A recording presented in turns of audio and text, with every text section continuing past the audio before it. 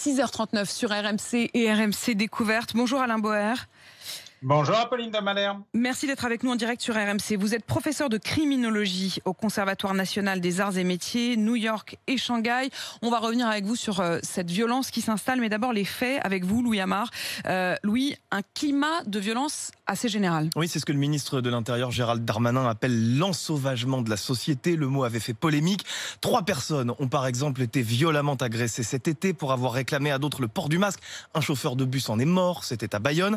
La semaine dernière, on apprenait le calvaire vécu par une jeune fille de 17 ans à Besançon, battue, tondue par des membres de sa famille au motif qu'elle fréquentait un garçon chrétien.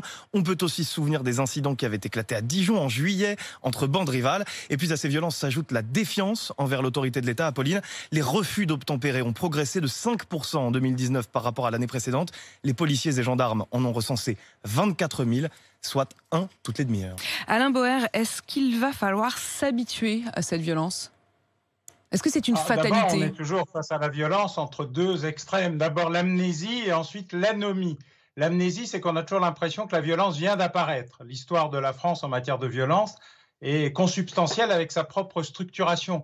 La France est un des rares pays où la négociation n'est pas possible de manière simple et sereine avec l'État ou les institutions. On a toujours une logique du rapport de force. C'est très différent des pays nordiques et depuis peu même des pays du Sud. Nous sommes une exception. Deuxièmement, c'est l'anomie. L'anomie, c'est le refus de la règle ou de l'autorité dès lors que l'État semble incohérent dans l'application de la règle. Je ne sais pas si vous vous rappelez ce film qui s'appelait « La soumission à l'autorité » par Stanley Milgram, où on faisait semblant de faire procéder à des individus ordinaires des tortures par choc électrique qu'ils faisaient avec détermination jusqu'au moment où l'autorité qui leur donnait cette instruction au nom de la science ou de l'État se divisait dans la manière de le traiter. Et on est exactement dans la même logique quand il n'y a pas de cohérence dans la politique qui est menée en matière de sécurité et qu'on est juste en posture et entre incantation, imprécation et lamentation de manière permanente, eh bien on s'infiltre dans les failles du système. Et la France aime à la fois le rapport de force et la défiance à l'autorité. Moi, j'aimerais bien quand même revenir un instant sur ce que vous disiez au départ, c'est-à-dire notre amnésie. Est-ce que ça veut dire que, en ce moment, par un concours de circonstances, on a un peu l'impression qu'il y a plus de violence que d'habitude ? Est-ce que c'est juste une impression ? Est-ce que c'est même nous, médias, qui nous concentrons davantage sur les quelques faits qui remontent parmi les faits divers ? Ou est-ce que, malgré tout, récemment, il y a une montée de ce que donc Gérald Darmanin appelle ensauvagement ? Et d'ailleurs, est-ce que vous êtes à l'aise avec ce terme ? Non, d'ailleurs, parce que Rousseau expliquait que le bon sauvage était bien meilleur que l'homme civilisé, et c'est la civilisation qui a amené les plus grandes tragédies, les plus grandes éliminations physiques de l'histoire, qu'il s'agisse du génocide juif ou plus récemment des opérations en Afrique, notamment au Rwanda et au Burundi. Donc non, je ne suis pas à l'aise avec ce terme, mais c'est une posture politique et je ne la commande pas. La communication politique n'est pas mon sujet de prédilection. Non, on a un seul indicateur à peu près stable depuis la création de l'État civil par François Ier en 1539, c'est l'indicateur de l'homicidité, c'est-à-dire le nombre de personnes assassinées et tués de manière violente et pas du tout de manière ordinaire ou du fait d'une pandémie, par exemple. Alors Alain Boer, est-ce qu'il évolue ce chiffre ? Cet indicateur-là, il est en forte augmentation et l'année dernière, 2019, aura été la pire quantitative de l'histoire statistique moderne, c'est-à-dire depuis 50 ans, puisque entre tentatives d'homicide, qui ne sont que des homicides ratés, homicides, coups et blessures volontaires ayant entraîné de la mort sans l'intention de la donner, et règlement de compte entre malfaiteurs, on a atteint le plus haut niveau depuis 50 ans, un retour en 20 ans qui est une réalité. Donc la violence homicide en France est réelle, elle dépasse très largement le fait divers, les bagarres et les violences, et il est vrai, il faut le reconnaître, qu'il y a un sentiment et une réalité clinique de la violence ordinaire qui est extraordinairement sensible avec cet indicateur-là qui, lui, n'est pas lié aux commentaires médiatiques mais à la réalité physique. Voilà pour le diagnostic. Quelles sont les causes à vos yeux ?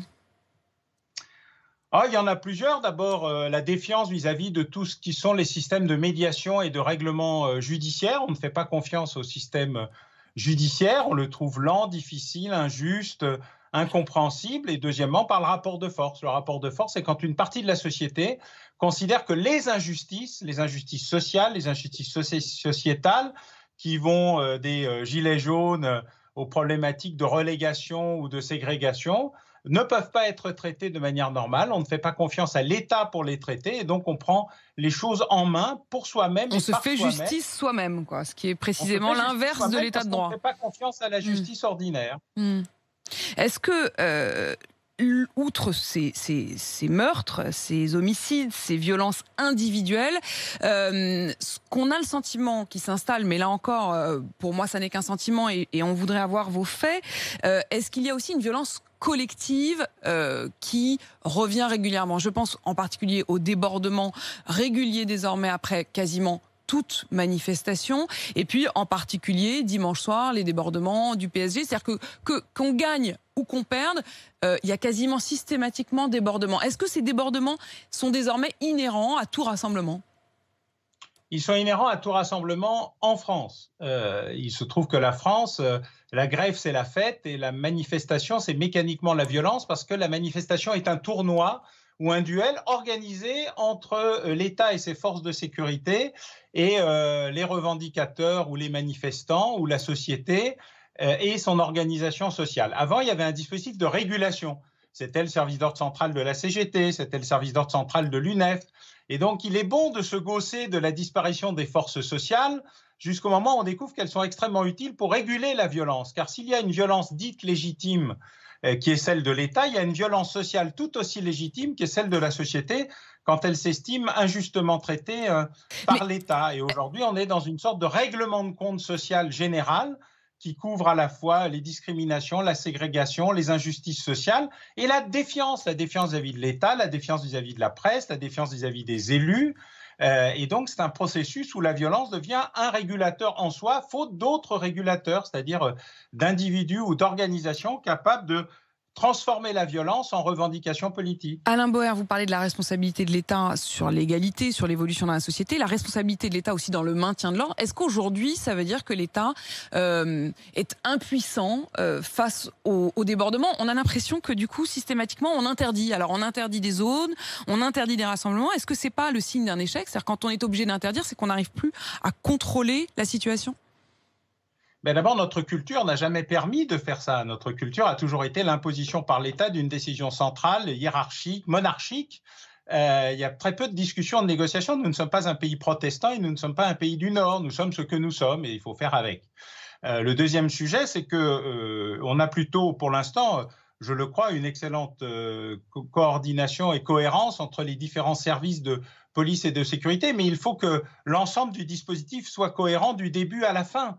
Et donc, pour ce faire, il faut savoir exactement ce qu'on veut. Pour l'instant, ce qu'on veut, c'est éviter trop de violence, éviter trop de débordements, éviter trop de blessés et de morts. Et donc, on est dans une logique de retour à ce qu'était la politique d'avant les Gilets jaunes, c'est-à-dire l'évitement. On préfère la casse aux blessés et aux morts. Et très franchement, s'il y avait eu au cours des échauffourées d'après le match des blessés et des morts, la critique et je dirais la poursuite de l'incompétence et de la violence de l'État serait 100 fois pire que ce qu'elle est aujourd'hui.